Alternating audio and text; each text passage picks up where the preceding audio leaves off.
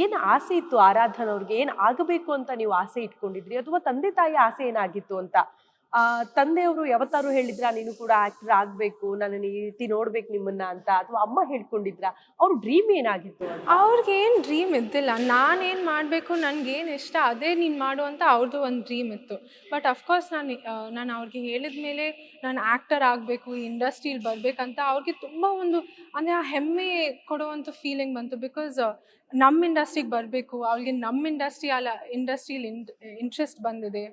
And ನಾವು support ಮಾಡ್ಬೋದು, guide ಮಾಡ್ಬೋದು ಅವಳನ್ನ. ಬಿಕಾಸ್ ಅವ್ರಿಗೆ ಇರೋ ಅಷ್ಟೊಂದು ಎಕ್ಸ್ಪೀರಿಯನ್ಸ್ ನಾವು ಇವಾಗ ಯೂಸ್ ಮಾಡಿ ಅವಳನ್ನ ಹೆಲ್ಪ್ ಮಾಡ್ಬೋದು ಅಂತ ಅವ್ರಿಗೆ ಒಂದು ಪ್ರೌಡ್ ಫೀಲಿಂಗ್ ಬಂತು. ಸೊ ಅವ್ರಿಗೇನು ಆ ಥರ ಒಂದು ಪರ್ಟಿಕ್ಯುಲರ್ ಆಸೆ ಏನಿದ್ದಿಲ್ಲ. ಅಪ್ಪನ ಎಷ್ಟು ಮಿಸ್ ಮಾಡ್ಕೊಳ್ತಿದ್ದೀರಿ? ಕಾರಣ ಅಪ್ಪನ ಗರಡಿಯಲ್ಲಿ ಎಷ್ಟೋ ಜನ ಸ್ಟಾರ್ ನಟ ನಟಿಯರೆಲ್ಲ ಲಾಂಚ್ ಆಗಿದ್ದಾರೆ, ಒಳ್ಳೊಳ್ಳೆ ಚಾನ್ಸ್ ಸಿಕ್ಕಿದೆ.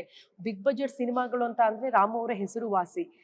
ನನಗೇನು ಅಂದರೆ ಅಫ್ಕೋರ್ಸ್ ತುಂಬ ಕಷ್ಟ ಆಗಿದೆ. ಇವಾಗ ರಿಲೀಸ್ ಹತ್ರ ಬರ್ತಾ ಇದೆ ಅಂತ ಒಂಥರ ಅದು ಅವರಿಲ್ಲ ಅಂತ ಆ ಫೀಲಿಂಗ್ ಬರ್ತಾ ಇದೆ. ಬಟ್ ಅದ್ರ ಜೊತೆ ನನಗೆ ನಂಬಿಕೆ ಇದೆ, ಅವ್ರು ಇದ್ದಾರೆ, ನನ್ನ ಮೂವಿ ನೋಡ್ತಾ ಇದ್ದಾರೆ, ಅವ್ರ ಆಶೀರ್ವಾದದಿಂದನೇ ನನಗೆ ಇದು ಸಿಕ್ಕಿದೆ ಅಂತ ಆ ಒಂದು ಬಿಲೀಫ್ ಇದೆ ನನಗೆ.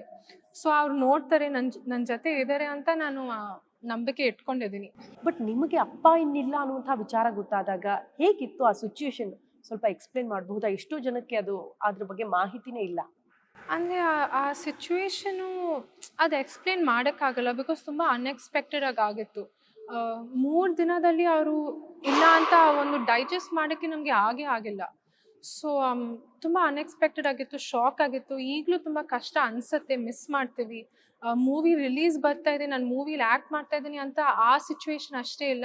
ಮನೆಯಲ್ಲಿ ನಾವು ಊಟ ತಿಂತಾ ಇರುವಾಗ ಅವರಿಲ್ಲ, ಅಲ್ಲಂದರೆ ಡೋರ್ ಓಪನ್ ಆದ ತಕ್ಷಣ ಅವ್ರು ಬರ್ತಾರೆ ಅಂತ ಆ ಎವ್ರಿ ಸೆಕೆಂಡಲ್ಲಿ ಆ ಒಂದು ಫೀಲಿಂಗ್ ಇದೆ.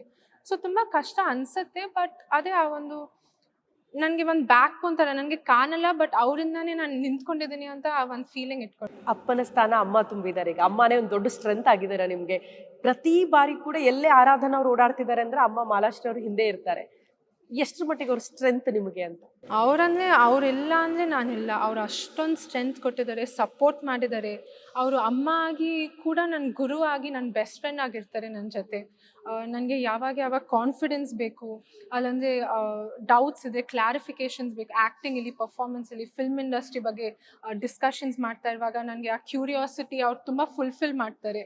ಸೊ ಎಲ್ಲದರಲ್ಲೂ ಎವ್ರಿ ವಾಕ್ ಆಫ್ ಲೈಫಲ್ಲಿ ಅವ್ರು ನನ್ನ ಸಪೋರ್ಟ್ ಮಾಡ್ತಾ ಬಂದಿದ್ದಾರೆ.